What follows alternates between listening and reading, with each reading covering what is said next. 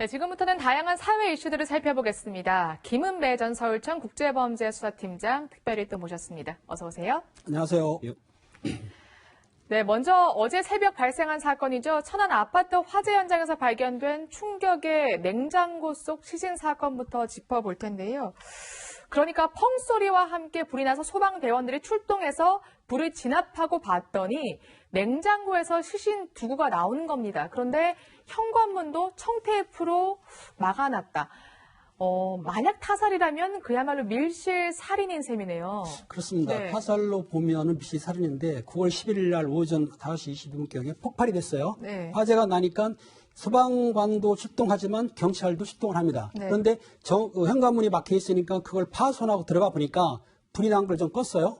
주방에 가보니까는 주방 바닥에 알루미늄으로 된 예의영자 의자가 있어요. 네. 사다리가 바닥에 있고 그 위에 냉장고가 있었는데 냉장고 문이 두 개인 거 오픈. 네. 두 개인데 한쪽에는 60대 여성이 사망해 있고 네. 또 한쪽에는 30대 남성이 사망해 있는데 두 분 사이 관계는 모자 관계로 보고 있어요. 네. 그러니까 경찰이 이제 감식을 시작한 겁니다. 했더니 그 냉장고 주변 위에 인화물질이 뿌려져 있고 네. 또 인화물질이 한번 통도 발견했어요. 네. 그리고 아파트에는 아시다시피 가스가 들어가지 않습니까? 네. 가스 밸브가 파손돼서 가스가 새어나온 것이다. 그렇군요. 네, 그렇게 봤기 때문에 만약에 밀실 살인 같으면은 그 사망한 시체에 외상이 있어야 되는데 네. 감식 결과 외상은 없는 걸로 나왔지만 확인하기 위해서 국립과학수사연구원으로 이제 후송을 해서 부검을 시작할 예정입니다. 네, 그래서 지금 국과수가 부검을 하고 있다고 합니다. 근데 만약에 타살이라면 또 이해가 안 가는 게 또 냉장고 코드가 뽑혀 있었잖아요. 이건 또 누가 뽑아놨을까 또 이런 생각이 들거든요. 네, 좀 납득이 가지 않은 게 여러 가지가 있는데요. 만약 타살이라고 한다면 저희가 생각해 볼 수 있는 것은 집에 침입한 흔적이 네. 있어야 되는 게 가장 중요한데 앞서 팀장님께서 이야기를 해주신 대로 해당 문이나 이러한 곳으로 침입한 흔적이 없었다. 그래서 시건장치를 부수고 들어갈 수밖에 없었다라고 이야기를 하고 있기 때문에 타살인지 부분에 대한 부분이 아직 조금 확인이 정확하게 네. 되지 않은 것으로 보이고요.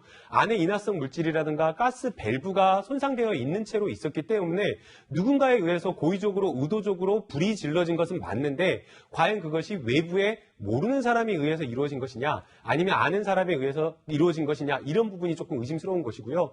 가사 누군가 타살의 어떤 목적, 살인의 목적을 가지고 고의를 가지고 침입을 해서 살해를 했다고 하더라도 또 냉장고를 억지로 눕혀가지고 그 냉장고 안에 이렇게 시신을 보관하려고 했다는 것 자체가 의아한 점이 많기 때문에 해당 부분에 대한 수사를 확실히 하기 위해서는 부검 결과를 통해서 화재에 의한 사망인 것인지 아니면 화재가 발생하기 전에 먼저 다른 사인에 의해서 사망한 것일 수도 있기 때문에 이 부검을 통해서 정밀 검식을 통해서 사인을 좀 우선적으로 밝히는 게 매우 중요해 보인다고 생각이 듭니다. 일단 경찰은 강력범죄의 가능성, 그러니까 타살의 가능성을 낮게 보고 있는데요. 그 목소리 들어보겠습니다.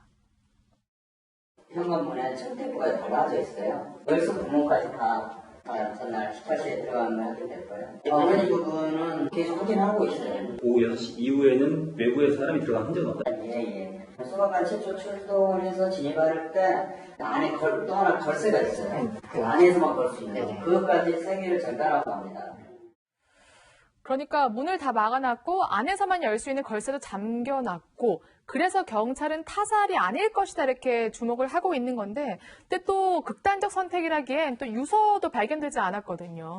사실 네. 일반적으로 들여다보면 굉장히 미스터리한 사건입니다. 그러니까 그렇죠. 어쨌든 화재에 탔을 가능성도 있는데 1차 감식에서 유서나 휴대전화 등은 발견되지 않았고 또 네. 외부의 침입이 없고 그러니까 이러다 보니까 저기 말씀분이 말씀하신 대로 이제 부검 결과에 이제 우리가 의존해가지고 그걸로 이제 사실관계를 네. 밝힐 수밖에 없을 것 같은데 네. 여하튼 참 추석을 앞둔 이 시점에 어떤 모자가 이렇게 참혹한 변을 당했다는 그렇죠. 거니까 어떤 이유로 뭐 네. 타살일 가능성도 있고 뭐 극단적인 선택일 가능성도 있습니다만은 어쨌든 이렇게 우리 사회가 조금 너무 모든 것들이 좀 이렇게 잔혹해지고 또 네. 극단적인 선택의 방향이 너무 좀 강해지는 것이 우리 사회가 갖고 가는 좀 더 이래 좀 좌우로 좀 너무 치우친 그런 네. 이념의 극단도 문제지만 어떤 이런 삶에 있어서도 그렇죠. 조금 더 중도가 사라지는 것이 네. 아쉬운 그런 좀 대목으로 읽혀져서 네. 좀 많은 분들이 아마 명절 앞두고 이 뉴스를 접하면서 좀 참 마음이 아주 참담할 것으로 저는 생각이 됩니다. 타살이라도 극단적 선택이라도 정말 말씀하신 것처럼 우리 서민의 삶이 피폐화됐다는 거는 똑같은 것 같습니다.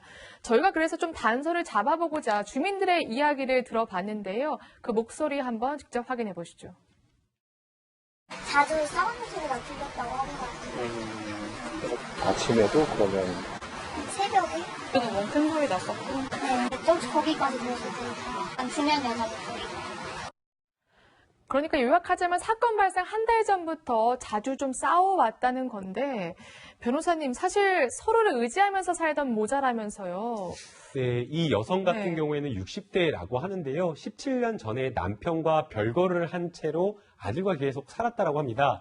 큰아들도 있었다라고 하는데 큰아들은 2007년도경에 독립해서 이제 떠났다라고 하고 있고요. 사실 뭐 모자간에 같이 살면서 가장 중요한 게 생활비잖아요. 네. 근데 두 사람 모두 일을 하지 않은 상황에서 그렇군요. 남편이 뭐 매달 한 150만 원 정도 보내주는 것으로 그렇게 생활을 했다라고 이야기를 하고 있고 앞서 저희가 들은 것처럼 지인들의 이야기에 따르면 한 달 전부터 약간 좀 싸우는 소리가 들렸다라고 지금 이야기를 하고 있기 때문에 혹시나 어떤 그런 갈등이라든가 아니면 교수님께서 말씀해 주신 대로 생활고 때문에 여러 가지 살기 힘들다는 어려움 때문에 좀 극단적인 선택을 한 것이 아닌가라고 조금 조심스럽게 추측하고 있는 것 같습니다. 네.